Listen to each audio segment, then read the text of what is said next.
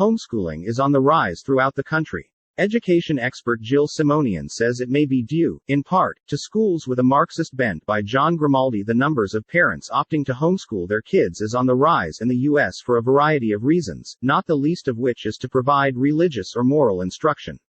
The Census Bureau reports that in the spring prior to the onset of the pandemic, about 3% of children were being homeschooled. By the fall, the numbers rose to 11.1%, and as COVID self-isolation routines began to be relaxed, the rate of homeschooling has remained at high levels.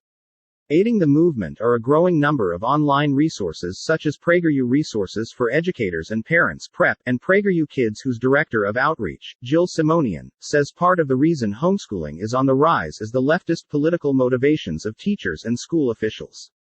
As she told Rebecca Weber, CEO of the Association of Mature American Citizens, during a recent interview for AMAC's Better for America podcast, our education system is being overtaken by Marxism and socialist movements.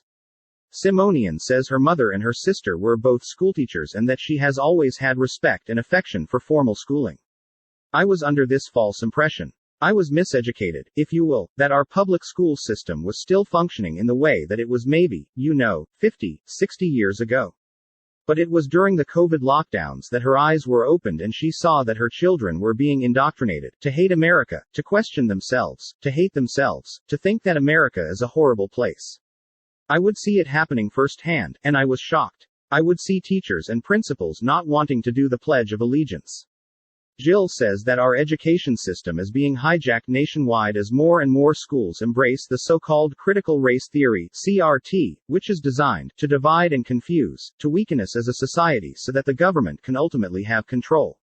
Her advice to parents and grandparents is that it's time to wake up, to get involved at the school your children attend and to ask questions. Go to the school's website and look at its mission statement. Look at what type of words they are using on their school website to talk about what the district or the school is really trying to implement. And, she adds, be on the lookout for dangerous code words that are linked to CRT, words such as diversity, equity, inclusion, and affinity groups.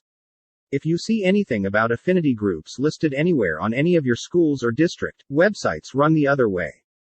Jill explains that affinity groups may sound great, they may sound like clubs, but they are not clubs.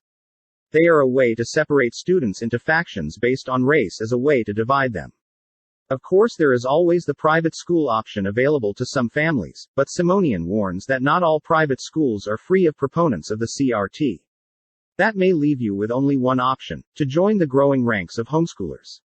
Please take a moment and subscribe to this channel.